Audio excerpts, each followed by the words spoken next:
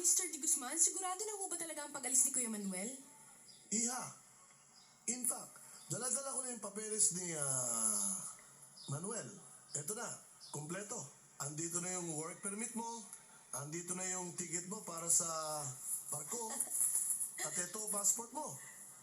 Yan ang picture mo. Tingnan mo, Machu Gopito ang dating mo, di ba? Oh, ito passport mo, may visa na yan. Mabuti naman po, Mr. De Guzman. Mahirap na kung walang visa ito.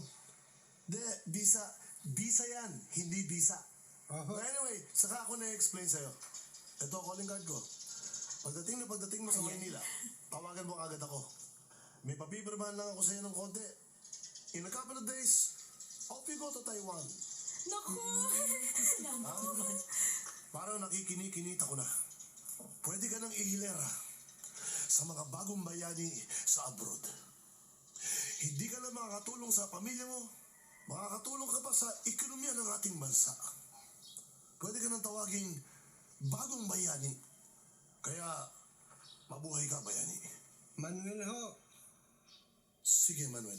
Kailan naman ho kaya makapagpapadala ng pera sa amin si Manuel?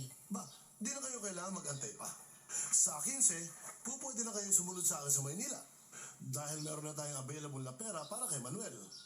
As soon as mapirmahan niya ho yung lahat ng mga kailangan doon, sa 15, pwede na.